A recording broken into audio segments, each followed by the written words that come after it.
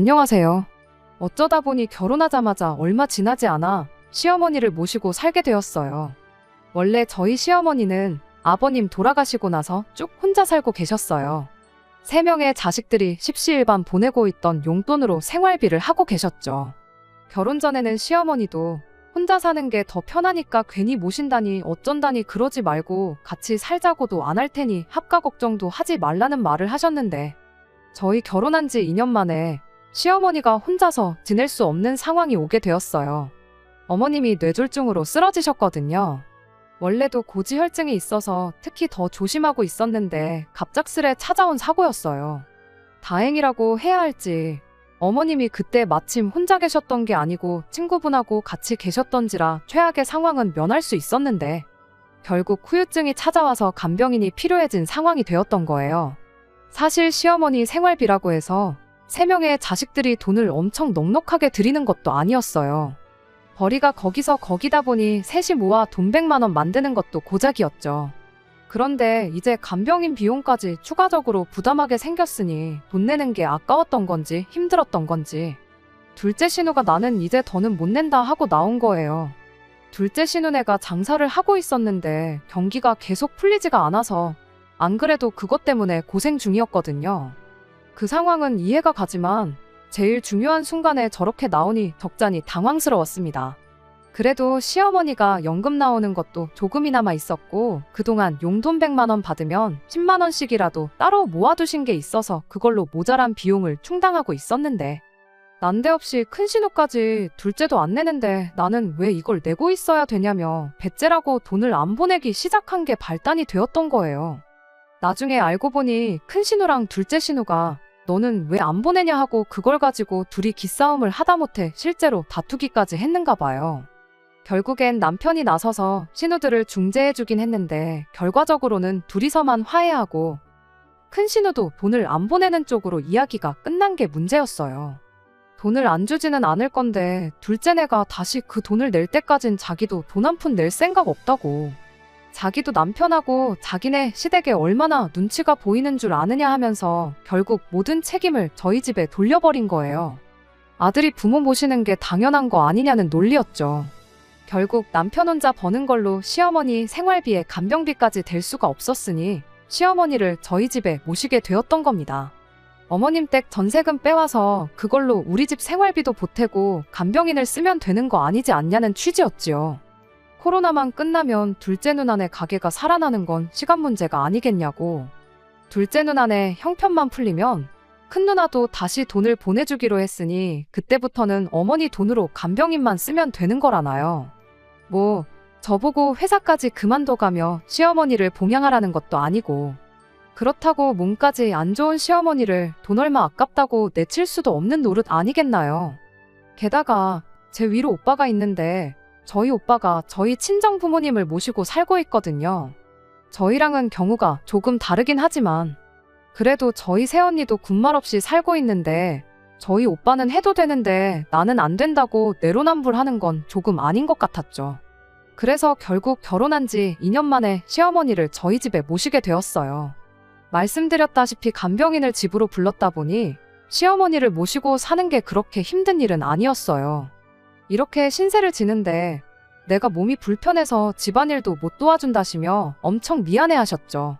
그런데 시어머니를 집에 모시고 또 2달도 안 지나서 문제가 생겼어요.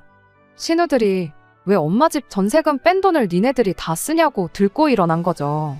어머님이 돌아가시면 그 돈은 형제들이 사이좋게 셋이 나눴을 돈 아니었냐고. 그런데 그 돈을 상의 한마디 없이 다 써버릴 생각이냐고요. 저는 저 인간들이 진짜 자식은 맞나 싶었어요.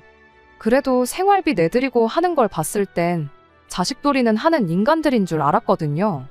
어머님이 가지고 온 전세금이 뭐 몇억 하는 거액이었으면 또 몰라요.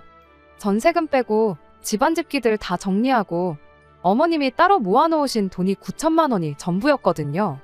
그거 셋이 나눠봐야 3천만 원밖에 안 되는 돈이잖아요. 한 달에 30만 원씩 드리고 본전 찾아가는 느낌으로 그 돈을 돌려받아 가고 싶은 생각이었을까요? 그걸 남편이나 제가 저희들 입속 태우는데 쓰는 것도 아니고 간병 비용 내는 건데 그걸 가지고 니 거 내 거 따지고 있는 게 어이가 없었죠. 시어머니도 딸 자식들이 그러는 꼴 보이는 게 참담하셨는지 한동안 식사도 제대로 안 하고 그러셨어요. 내가 얼른 죽어야 형제들끼리 우애라도 지키겠구나 하시는데 참 보는 제가 마음이 다 아플 정도였죠. 그 와중에 남편은 누나들한테 말 한마디 똑바로 못하고 남은 돈이라도 받아가라며 그 와중에 남아있는 어머님 돈을 3등분해서 누나들한테 벌써 가져다 줬더라고요. 참 기가 차고 어이가 없었지만 일이 이렇게 된 것도 무슨 방법이 있었겠나요. 결국 간병비 부담에 제가 다니던 회사를 그만두고 새로운 일자리를 구하게 되었어요. 낮 시간에만 짧게 일하기로 한 거죠.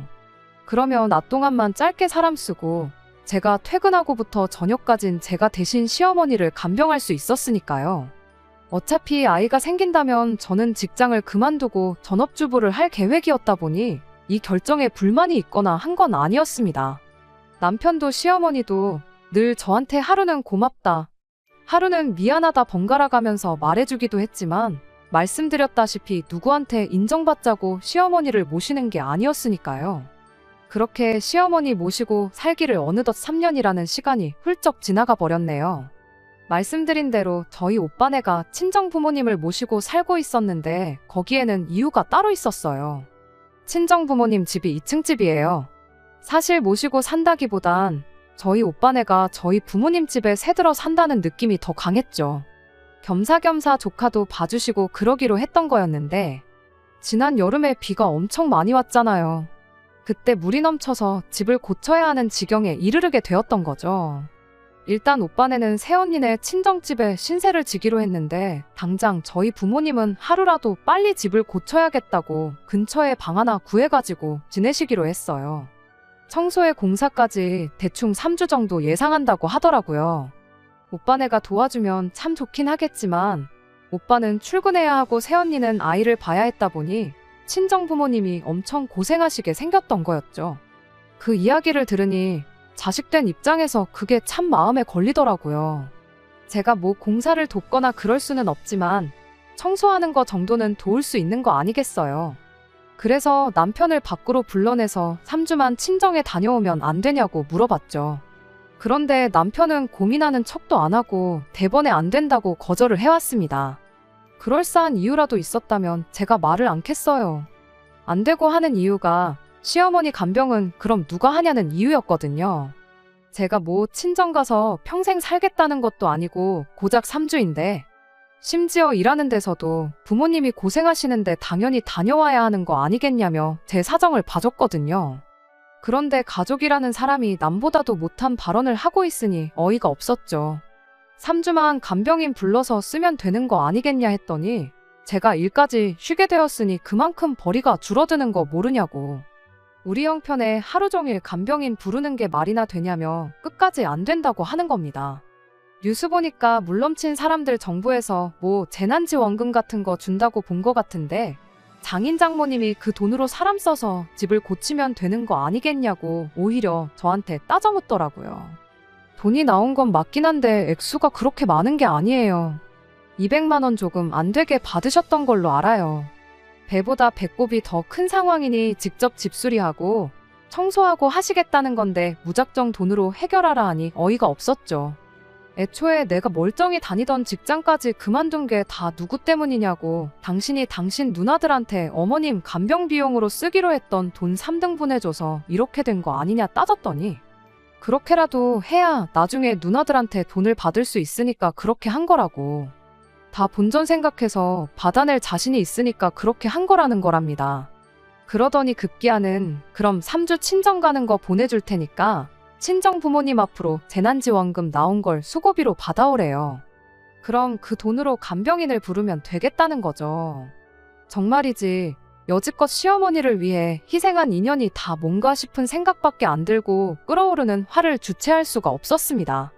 말씀드렸다시피 누구한테 인정받고자 시어머니를 모신 건 아니지만 지난 세월 나는 남편에게 돈까지 벌어오면서 지 아픈 엄마 병수발까지 들어오는 거 외에는 아무것도 아니었구나 하는 생각이 들더군요. 호의를 베푸는 건 한 번으로 족하다고 그게 반복되다 보면 당연한 줄 안다는 말이 딱 저와 제 남편을 두고 하는 말이었어요. 그리고 그때 마음을 정한 것 같아요. 그래서 남편한테 한마디 했죠. 네 부모가 소중한 줄 알면 남의 부모도 소중한 줄 알라고요. 나는 내 부모 힘이 되어주러 갈 테니 너는 너가 알아서 너 부모 챙겨라 말하고 그냥 그 길로 집으로 돌아가 필요한 것만 대충 챙겨서 집을 나왔어요. 나오면서 그래도 몸성한 분이 아닌데 시어머니가 마음에 걸려 나오는 길에 비상금이라도 챙겨드릴까 했는데 이내 마음을 고쳐먹었죠. 이런 오지랖 때문에 신우들이고 남편이고 나를 호구로 알아서 저러는 거 아니겠냐 생각하고 집을 나왔습니다. 다른 사람도 아니고 지들 엄만데 어련히 자식들이 알아서 챙기겠거니 하고 생각했죠. 그렇게 친정부모님한테 도착하니 친정부모님이 새언니랑 한 집에 살고 계시고 있던 것 때문에 그랬나 별말은 하지 않으셨는데 그래도 표정을 보니 많이 후련하신 모습이었습니다. 그렇게 일주일 정도 친정부모님이 얻은 방에서 같이 지내면서 청소하고 고치고 공사하러 오신 분들 식사도 챙겨드리고 그렇게 보냈죠. 남편이나 시어머니가 어떻게 지내고 있을지 궁금해서 그런 건 아니고 갈아입을 옷이 좀 더 있으면 좋겠다는 생각에 집으로 향했어요. 남편하고 마주치기 싫어서 일부러 남편 출근 시간에 맞춰서 아침 일찍 집에 다녀왔죠.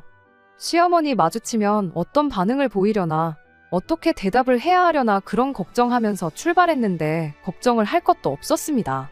남편이 그 일주일 사이에 집 비밀번호를 바꿔놓았더라고요. 시어머니가 집에 계신다 한들 몸이 불편해 혼자서는 거동도 못하시는 분이 문을 열어줄 리도 만무했죠. 결국 남편한테 전화를 걸었어요. 필요한 것만 가지고 나갈 테니까 비밀번호만 알려주고 오늘 집에 와서 다시 바꾸던지 하라고 그렇게 말했죠. 남편은 알려달라는 비밀번호는 안 알려주고 저보고 너 거기 딱 기다리고 한마디 하더니 그냥 전화를 끊어버리더군요. 보아하니 집으로 오려는 것 같은데 밖에서 기다리기도 싫고 그냥 집으로 가버릴까 하다가 남편 하는 거 보고 그냥 이참에 있는 짐 다 챙겨서 나와야겠다 싶었어요.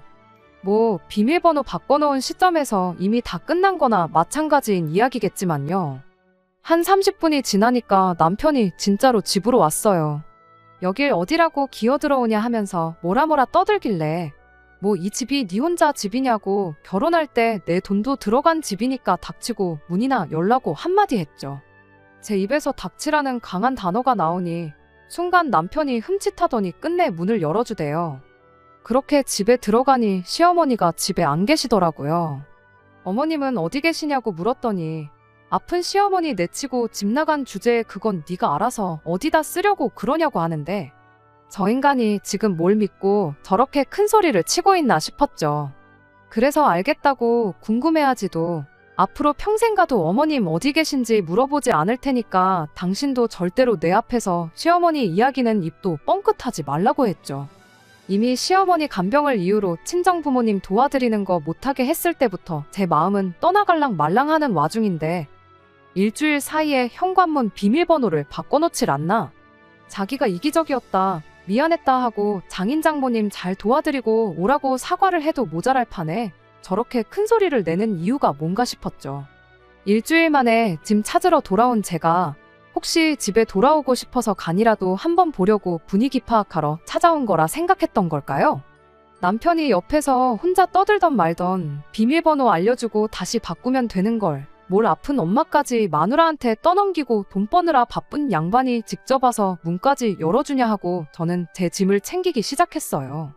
괜히 말 한마디 잘못 꺼냈다가 시어머니 이야기 꺼내지 말라고 대답한 제 말에 남편은 어쩔 줄을 모르고 발만 동동 구르고 있었죠.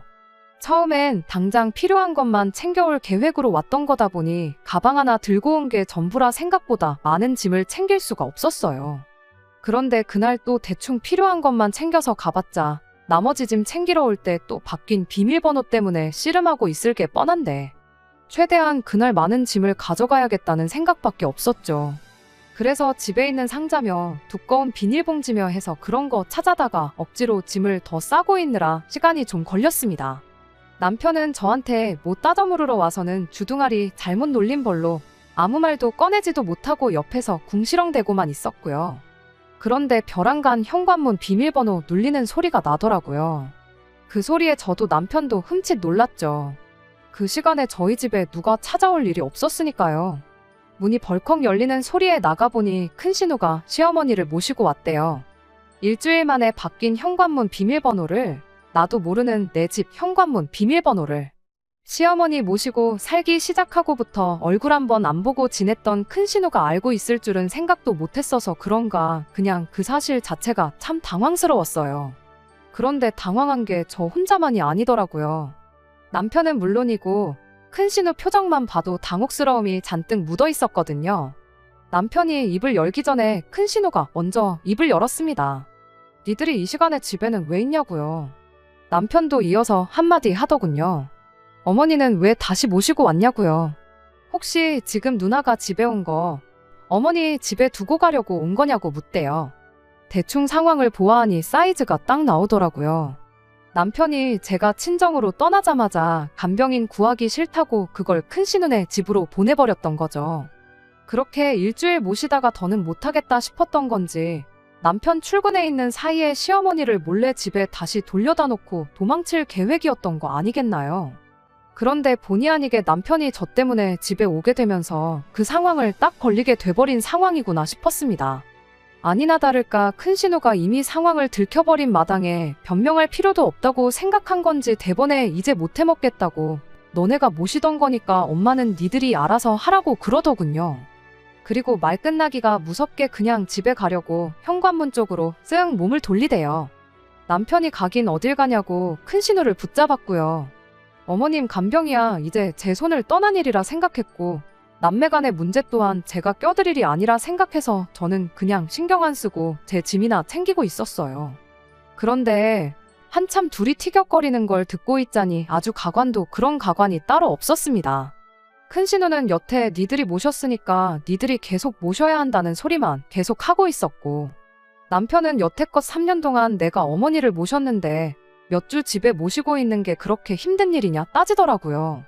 남편이 몇 주라는 이야기를 하는 걸 보니 제가 친정부모님 도와드리고 온다는 그 3주만 어떻게든 버티면 제가 돌아와서 다시 시어머니를 모시고 살아줄 거라는 생각을 했던 건가 봐요. 그래서 그냥 이참에 확실하게 하는 게 좋을 것 같아서 신경 안 쓰고 있으려다가 저도 중간에 껴들어서 한마디 했습니다. 일단 여기서 이럴 게 아니고 둘째 신우도 같이 해서 이야기하지 않겠냐고 말을 꺼냈죠. 사실 둘째 신우는 없어도 그만인 상황이었지만 신경 쓰지 않으려고 해도 신경을 쓸 수밖에 없는 상황이었어요.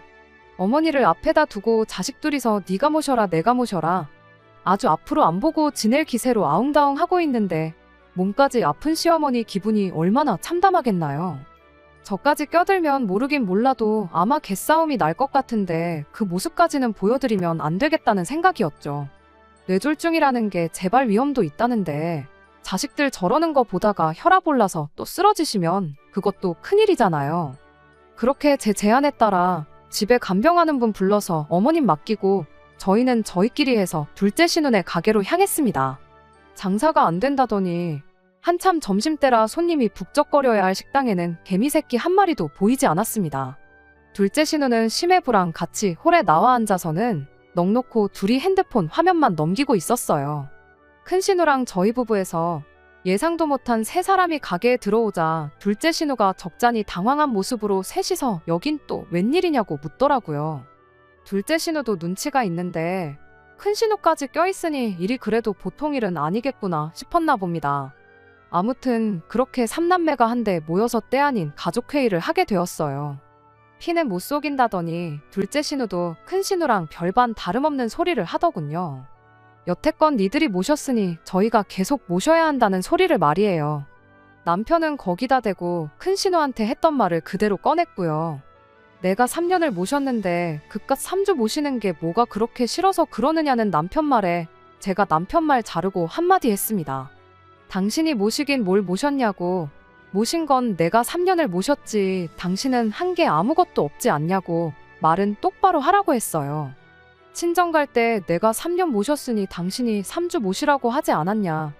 내가 했던 말을 그대로 당신 누나들한테 한 거냐고. 정말 어이가 없다고요.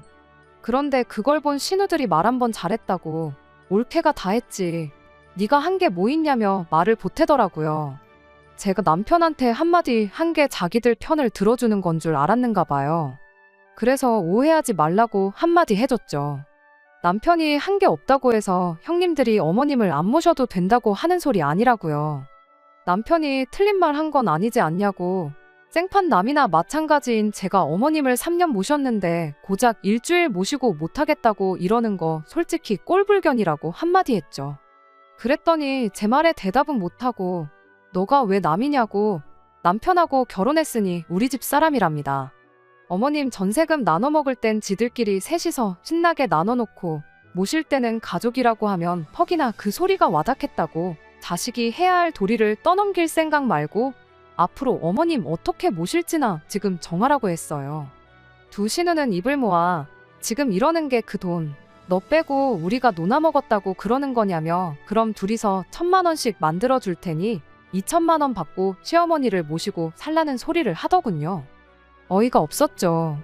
제가 이렇게 삼남매 모아놓고 이야기하는 자리를 만든 이유는 내가 지난 3년 얼마나 고생했는지 아느냐 알아달라고 만든 자리 따위가 아니라 앞으로 어머님을 어떻게 모실지 허심탄회하게 한번 세 가족이서 이야기해보고자 만든 자리인데 이 자리에서도 서로 안 모시겠다 떠넘기고만 있으니 제가 친정부모님 도와드리고 집에 돌아온들 수고를 알아주기는커녕 돈 얼마 못 받은 것 때문에 앙심 품고 아픈 시어머니 모시기 싫다고 집 나갔던 며느리 소리 듣고 사는 게 고작이겠구나 싶었어요. 이때 이미 저는 이혼할 결심을 확실히 굳혔죠. 2,000만 원 받자고 아픈 시어머니 모시고 사는 며느리가 세상에 어디 있겠냐고. 내가 돈 때문에 그러는 거였으면 시어머니를 모실 게 아니라 그냥 요양원에 취직해서 다른 아픈 사람들 돌보면서 제대로 된 월급 받고 일하고 있었을 거다 한마디 했어요. 적어도 세 가족이서 시어머니 돌아가면서 모시는 쪽으로 이야기해 볼까 해서 자리를 만든 건데 서로 떠넘기기 바쁘니 당신들이랑 더 이야기해봤자 시간만 낭비할 뿐이지 아무 소용 없겠다고요. 저는 이제 이혼을 하는 한이 있더라도 손 뗄 테니 어머님 거취는 셋이서 알아서 정하라 말하고 자리에서 일어났어요. 그런데 그 와중에도 둘째 신우가 우리는 장사를 하기 때문에 현실적으로 모시는 게 불가능하다며 큰 신우네랑 저희가 반년씩 시어머니를 모시면 안 되겠냐고 자기만 혼자 쏙 빠지려고 장꾀를 부리더라고요. 장사가 대수냐고. 우리도 맞벌이하면서 모셨다고. 그리고 지금 상황상 어머님 모시기 제일 좋은 게 둘째 형님인 거 모르냐고 한마디 했어요. 가게가 장사가 안 된다길래 얼마나 안 되나 봤더니 이건 뭐 점심시간 1시간 동안 개미 새끼 한 마리도 안 들어오지 않았냐고. 한 사람만 있어도 충분한 것 같은데 뭐하러 둘이나 나와가지고 가게에 죽치고 앉아있냐고 했죠. 그 시간에 그냥 형님이 어머님 간병하고 있으면 되는 거 아니겠냐고요. 한 달에 어머니 간병 비용 30만 원 보태는 것도 힘들다고 안 주고 있지 않냐고. 그냥 이참에 어머님 모시고 동생이랑 형님한테 30만 원씩이라도 받으라고 했죠. 그럼 이렇게 장사도 안 되는 가게에 죽치고 앉아있는 것보다 돈은 더 벌지 않겠냐고요. 그랬더니 큰 신우도 남편도 이게 정답이다 싶었는지 그러자고 어머니는 둘째 신우가 모시는 걸로 하자고 아주 며칠 굶은 하이에나 새끼들 마냥 달려들대요. 말이 그렇다는 거지. 어머님 모시는 건 셋이 알아서 자라비하라고. 그리고 남편은 한동안 저랑 이혼 준비한다고 정신없을 테니 돌아가면서 모실 거거든. 그거 하나만 감안해달라고 말하고 자리에서 일어났습니다. 난데없는 이혼 선언에 네가 모셔라 서로 헐뜯던 신우들이 말을 멈추고 저를 쳐다봤고 남편도 깜짝 놀라서는 갑자기 이혼이라니 그게 무슨 소리냐며 저를 따라 자리에서 벌떡 일어나더군요. 거기서 남편이 무릎이라도 꿇고 땅에 머리를 찧어가면서 미안하다고 사과했다고 한들 이혼하겠다는 저희 결심이 바뀌지는 않았을 거예요. 그런데 거기서 남편이 정말 손톱만큼이나마 남아있던 정을 확실히 떼주더라고요. 저를 따라 자리에서 일어나더니 저를 붙잡는 게 아니고 지 누나들한테 어머니 때문에 나 이혼당하게 생겼다고 자기 이혼당하는 꼴 보기 싫으면 누나들이 이제 어머니 좀 모시고 살라는 소리를 하더라니까요. 진짜 어떻게 그걸 빌미로 시어머니 모시고 사는 일을 면피를 하려고 하다니. 어떤 면으로는 고맙기도 했죠. 그나마 남아있는 정까지 확실히 떼주니 이혼할 결심을 더더욱 확고하게 해준 거나 마찬가지였으니까요. 아니나 다를까 그렇게 말하고 짐 싸놓은 거 챙겨서 친정에 돌아왔는데 남편이 전화로 시어머니만 안 모시면 이혼 안 할 거냐고 묻길래 최대한 빨리 이혼 서류 만들어서 가져다 줄 테니 기다리라고 한마디 해주고 전화 끊어버렸어요. 제 짐은 그날 거의 다 챙겨서 나왔다 보니 그 후로 이혼할 때까지 집에 따로 가야 할 일은 없었죠. 시어머니는 결국 일주일씩 돌아가면서 집에 모시기로 했다는데 그 이야기 들으니 일주일마다 짐이며 이런 거 옮기고 그럴 거 생각하면 어머님한테 못할 짓 아닌가 생각도 들었지만 이 또한 오지랖이다 생각하고 이내 관심을 끊어버렸죠. 결국 남편과는 이혼을 하게 되었어요. 남편이 그날 강하게 나온 데에는 나름 이유가 있었더라고요. 이혼소장 받으니 먼저 짐 싸서 나간 것도 저였고 시어머니를 모시고 사는데 제가 합의를 했으니 이혼할 때 재산분할이나 이런 부분에 있어 제가 불리할 거라고 생각했었나 봐요. 제가 진짜 이혼하자고 나올 줄은 예상을 못했다 보니 그걸 변호사가 아니고 이혼 한번 해봤던 친구한테 대충 어떻겠냐 의견 좀 물어봤던 것 같은데 그걸 이유로 자기가 강하게 나오면 제가 무서워서라도 이혼하자는 말을 못 꺼낼 줄 알았던 건가 봐요. 그런데 시어머니 간병하고 모시고 살면서 간병비 보탠다고 제가 일까지 나갔던 점이랑 이런 게 다 인정을 받아서 오히려 재산 분할을 절반이나 받아올 수 있었어요. 귀책 사유가 남편한테 있었다 보니 위자료까지 받아낼 수 있었죠. 돈 때문에 어머니를 모신 게 아니라고 하지 않았냐고 그럼 이혼할 땐 하더라도 재산 분할은 받아가지 말라는 개소리를 떠들고 있는 남편한테 그러니까 알아서 잘해줄 때 진작에 잘하지 그랬냐 한마디 해주니 3년간 시어머니 모시고 고생하면서 산 만큼은 아니지만 어느 정도 화가 풀리더군요. 그렇게 숙려기간이 다 끝나갈 무렵 남편한테서 연락이 왔어요. 시어머니가 마지막으로 한번 보자신다고 하는데 이혼하는 마당에 거길 다녀올 이유가 있나 싶었죠. 그래도 마지막으로 인사를 드리는 게 도리가 아닌가 싶기도 하고 마침 집에서 제 짐을 덜 챙겨온 게 있어서 겸사겸사 다녀오기로 했어요. 그래도 당신 모시기 싫다고 이혼하기로 결정한 며느리인데 시어머니가 많이 화가 나 있을 줄 알았는데 저한테 그동안 고마웠다고 한마디 해주고 싶어서 부르신 거라시네요. 당신 자식들 중에 제가 했던 거 반만큼이라도 당신 챙긴 자식이 있으면 온갖 억지를 써서라도 이혼하는 거 말렸을 거라고. 그런데 애석하게도 자식들이라고 있는 건 아픈 어미 앞에다 두고 서로 니들끼리 모시라고 떠넘기고 있는 꼴이니 정말 저를 볼 면목이 없다시면서요. 어머님은 요양원에 가기로 결심하셨대요. 일주일씩 번갈아 가면서 짐짝 취급 받는 것보다 그냥 맘 편하게 요양원에서 지내실 생각이랍니다. 자식들이 당신 돈 뜯어간 게 있으니 그 비용은 세 자식들이 똑같이 나눠내기로 했다나 봐요.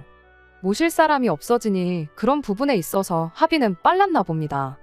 아무튼 그렇게 몇 번이고 시어머니한테 고맙다는 이야기 듣고 그냥 마지막이라 생각하고 얼굴 한번 보고 싶어서 부르신 거라 말하곤 저보고 행복하게 살라고 한마디 해주시대요. 그리곤 자식들도 모르는 당신 남은 재산이라며 장롱한 구석에 숨겨놓고 계셨던 폐물들을 저한테 주시는 거예요.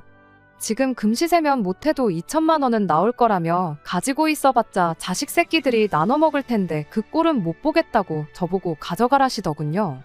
제가 돈 때문에 어머님 모셨던 것도 아니고 제가 알기론 요양원 가시면 용돈 같은 것도 필요하실 거라고 제가 돈으로 바꿔올 테니 이 돈은 어머님 비상금 하시라 말하고 거절했어요. 어머님은 끝까지 이러다 나 죽고 돈 남으면 그마저도 자식들 나눠줘야 하지 않냐고 그러긴 싫다고 고집을 부리셨어요. 따지고 보면 당신 때문에 이혼당하는 건데 나한테 위자료 받아가는 거라 생각하라며 그 돈을 기어이 주시는데 그래도 끝까지 그 돈을 받지 않았어요. 그 마음만 받기로 했죠.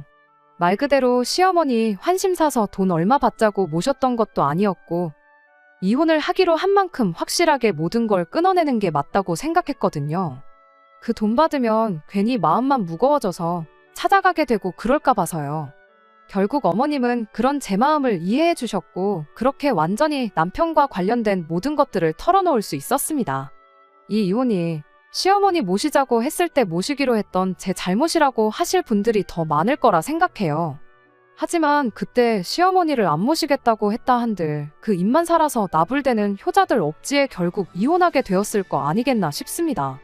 차라리 더 늦기 전에 일찍 손 털고 나와 제 인생 되찾고 시어머니도 요양원에서나마 자식들 눈치 안 보고 편하게 지내시게 된 지금이 제일 좋은 마무리가 아닐까 생각해요. 효도는 제발 남한테 떠넘기지 말고 직접 하자. 이렇게 한마디 하고 싶네요. 설령 남이 대신 해준다고 한다면 적어도 그 행동에 대해 고마움을 느낄 줄 아는 사람이 되었으면 좋겠어요. 생각난 김에 저도 저희 오빠한테 암만 한 집에 산다고 해서 새언니한테 효도 떠넘길 생각하지 말라고 한마디 해줘야겠네요. 끝까지 들어주셔서 감사합니다. 오늘의 사연은 여기까지입니다. 구독과 좋아요, 알람 설정 부탁드리고 더 좋은 사연으로 다시 찾아뵙겠습니다. 감사합니다.